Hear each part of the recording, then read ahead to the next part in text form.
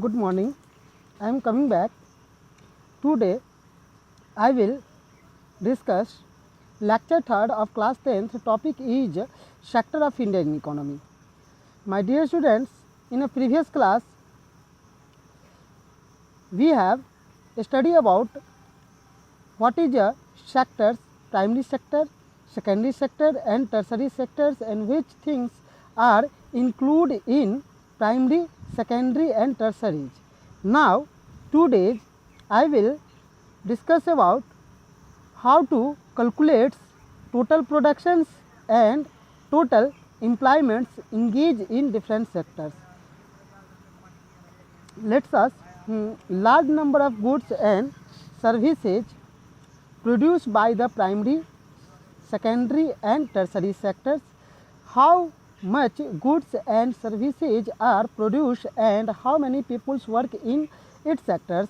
That means how find out total productions as well as total employments engaged in different types of economic activities for different types of sectors. My dear students, previous class we have studied about the sectors.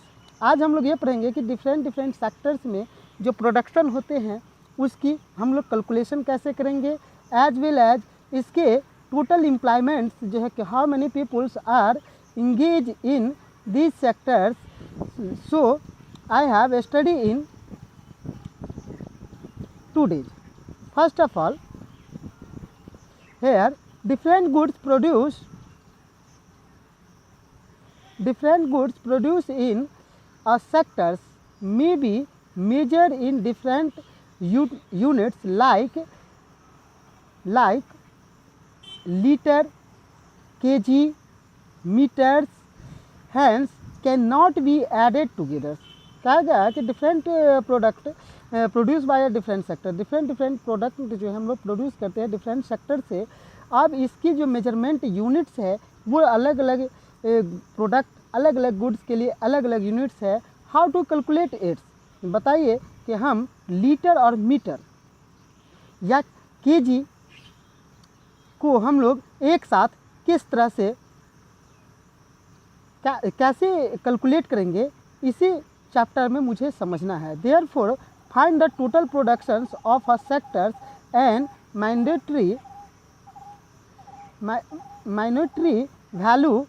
monetary value of the goods and services is added up rather than adding up actual numbers. Therefore to find the total productions, that means ये total productions कि total production जो है हमारा वो उसको निकालना है different sector, उसकी हम लोग किस में लेंगे तो मोनेटरी वैल्यू में लेंगे. जितनी भी गुड्स है उसकी मोनेटरी वैल्यूज क्या है उस सभी को हम लोग क्या करेंगे ऐड अप कर देंगे. ऐड करने के बाद हमें क्या लिखने का एक्चुअल नंबर लिखने का. जैसे एज फॉर एग्जांपल कि quantity of wheat we have produce in a primary sectors, amount of wheat is 50,000 kg. अब हम price of per kg 8, then total value of wheat is 50,000 into 8, therefore 4 lakh rupees their monetary values. यानी कि अगर हम कोई भी production करते हैं उसकी मॉनेटरी वैल्यू, उसकी मनी में उसकी वैल्यू मार्केट वैल्यू क्या है उसको हम लोग ऐड करते हैं, ना कि उसकी हम लोग क्वांटिटी की यूनिट को लेते हैं. द वैल्यू वीट, जैसे कि वीट हमने 50,000 के 8 रुपये पर केजी है तो इनकी प्राइस कितनी हुई तो हम लोग इसको मल्टीप्लाई कर देंगे, यही हमारी मोनेटरी वैल्यू हुई. That's as for example precautions to taken, क्या क्या चीज़ हमके प्रिकॉशंस रखना है calculation the total productions of the sectors. The value of only final goods, हमको किसको लेना है सिर्फ फाइनल गुड्स के, include not the intermediate goods. The value of final goods already include the value of intermediate goods. If we also count the value of intermediate goods, then will lead to double countings that containing the value of goods more than once.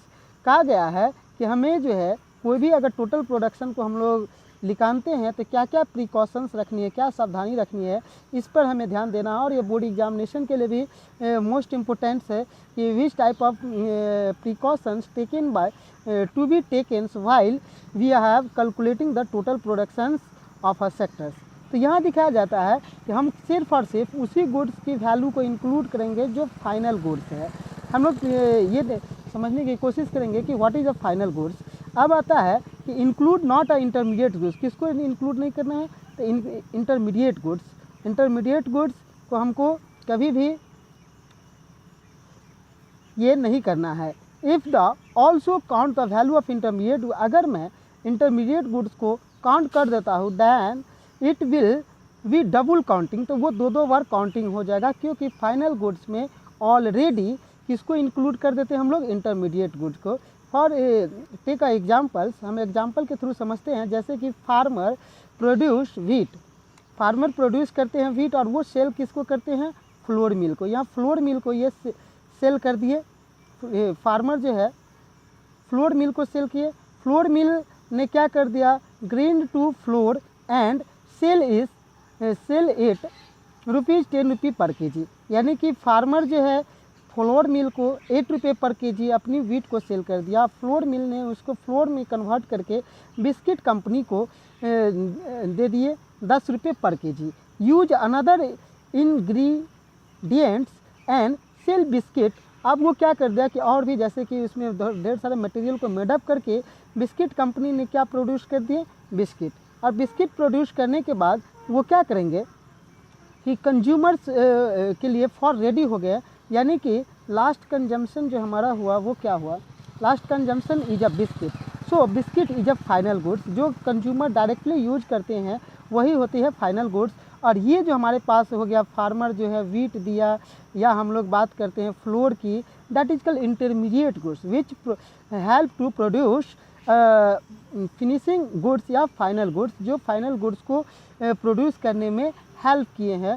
सो इसका value और इसका floor का value इस biscuit में include है, और biscuit को हमने कितने 15 रुपये पर पैकेट बेच दिया। So final goods is a biscuit and total monetary values of 15। Here only the value of biscuit, जिसकी प्राइस कितनी है 15 रुपये, will be counted at already value of wheat and flour. Next, जैसे as for example here given, जैसे कि यहाँ देखिए wheat को हम लोग किस में कन्वर्ट कर दिए, फ्लोर में, फ्लोर बन गया। और फ्लोर को हम लोग ने कहाँ कर दिया, फ्लोर को हम लोग बिस्किट में कन्वर्ट किया। So biscuit is a final goods and value will be added only biscuit, not a flour, not wheat. So concept of final goods and intermediate goods, यहाँ पे हम लोगों ने बोला कि फाइनल गुड्स और इंटरमीडिएट गुड्स। तो फाइनल गुड्स क्या है, इंटरमीडिएट गुड्स क्या है, इसके बारे में हम लोग थोड़ा सा देखें। लेट अस नाउ कि how to distinguish between final goods and intermediate goods. Here wheat flour and other product used in manufacturing of biscuits. So wheat flour and other product used to reach it called lead to production of final goods. These product is called intermediate goods. Here intermediate goods are wheat flour and other product. जैसे कि हम लोग biscuit बना रहे हैं तो wheat का use कर रहे हैं, या हम लोग फ्लोर का यूज कर रहे हैं, या अदर प्रोडक्ट का यूज कर रहे हैं। ये सारे जो है कौन सी गुड्स में काउंट होंगे, वो हो जाएंगे इंटरमीडिएट गुड्स। क्यों, because goods are not directly consumed by the consumers. यानी ये जो हमारे पास फ्लोर है या वीट है या अदर प्रोडक्ट है, वो डायरेक्टली कंज्यूमर के थ्रू नहीं हुआ है। So it is a intermediate goods. ये क्या कर दिया है कि एक नए गुड्स को प्रोडक्शन में हेल्प किए हैं, या एक नए गुड्स को प्रोड्यूस करने में ये as a raw material use हुए हैं। सो ये डायरेक्टली कंज्यूमेबल कंज्यूमर के थ्रू नहीं है, इसीलिए इसे हम कौन सी गुड्स कहेंगे, intermediate goods. Intermediate goods are producing final goods and services. कह रहा है कि इंटरमीडिएट गुड्स वो गुड्स होता है, वो रॉ मटेरियल के एज अ रॉ मटेरियल्स ये यूज होते हैं और ये प्रोड्यूस करते हैं किनको, फाइनल गुड्स को, जो डायरेक्टली कंज्यूमेबल होते हैं किसके, by the consumers. So intermediate goods can't be added in total productions. Next, final goods. Here those goods, कहता है final good service what is sold to consumers, जो कंज्यूमर के लिए सोल्ड की जाती है. जैसे कि हम लोग लेते हैं कार, यहाँ पर लेते हैं हम लोग जैसे एज फॉर एग्जांपल ब्रेड, गूगल्स, ये सब क्या है, ये सब हमारा जो है फाइनल गुड्स है. यहाँ टायर की बात किया जाए तो टायर क्या है, इंटरमीडिएट गुड्स है. Other things are also in a intermediate goods and final goods. Next, what is the difference between final goods and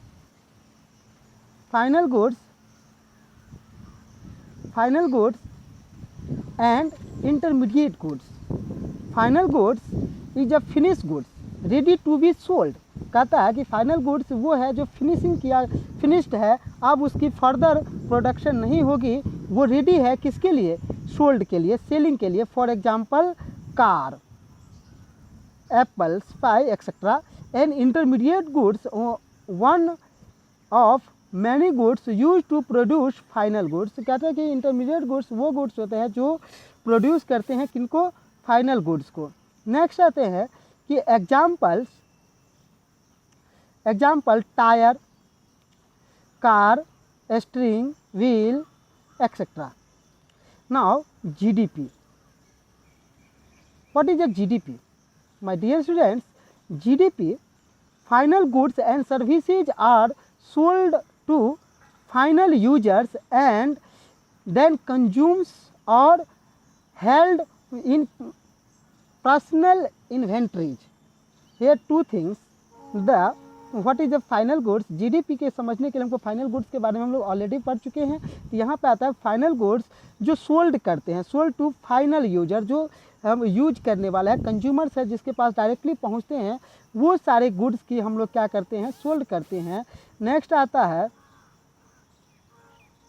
यहाँ एंड कंज्यूम्ड और हेल्ड इन पर्सनल इन्वेंट्री, जो हम लोग स्टॉक में रखते हैं फॉर द फ्यूचर सेल करने के लिए, वो सारे भी फाइनल गुड्स में आ जाएंगे. जैसे कार की जो एजेंसी है या बाइक की एजेंसी है, वो सब जो रखे हुआ है, जितने भी गुड्स वहाँ पे जो रखा गया है, वो सारे सब किस में आ जाएंगे, तो वो सारे आ जाएंगे आपको इन्वेंट्रीज में. Intermediate goods are sold in to form and the bundle of proceeds with other goods are service are sell to the later stage.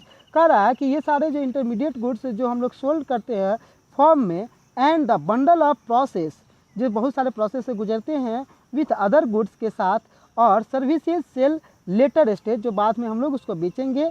Next आ जाते हैं कि अवॉइड डबल काउंटिंग. हम लोग डबल काउंटिंग से बचने के लिए only final goods are include in GDP.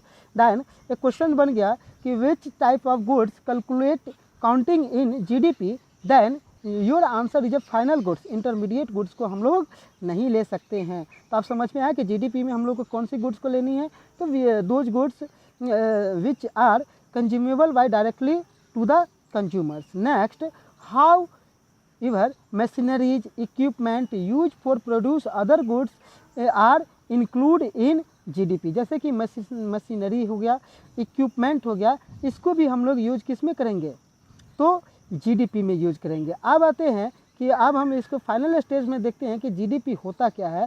तो final goods value added and GDP, that means GDP value of final goods, value of final goods produce sum of value of added to stage of productions. कह रहा है कि वो सारे goods को हम लोग सम कर देंगे जो फाइनल गुड्स है या स्टेज है जो प्रोडक्शन के लिए, जैसे कि मशीनरी हो गया या इक्विपमेंट हो गया, इन सारे की जो मॉनेटरी वैल्यू को ऐड कर देंगे तो हमारे पास क्या कहलाएगा, GDP, the value of final goods already include the value of intermediate goods. ये बार बार मैं बोल रहा हूँ.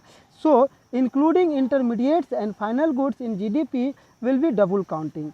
So my dear friend, GDP का सिंपल मीनिंग है कि हमारे देश में टोटल प्रोडक्शन जो है primary sector, secondary sectors and tertiary sector से जितना भी हुआ है उन सब को हम लोग ऐड कर देते हैं in terms of money is called, उसी को हम लोग क्या बोलेंगे, GDP, gross domestic product. Gross means होता है टोटल, डोमेस्टिक मतलब जो हमारे कंट्री विद इन कंट्री जो है प्रोड्यूस हुआ है उसकी, और P for production. So GDP हम लोग क्या करेंगे कि total production produce in primary sector, secondary sectors and tertiary sectors, इन सब की जो है ये ऐड करके उसकी टोटल मॉनेटरी वैल्यू जो होगा वही क्या देगा, GDP, sum of total production of the product produce by the primary, secondary and tertiary sectors is called GDP. So thank you. We will study in next videos comparisons of different sectors and which sectors get more employments, what is the organized sectors, unorganized sectors and private sector, public sectors. So thank you.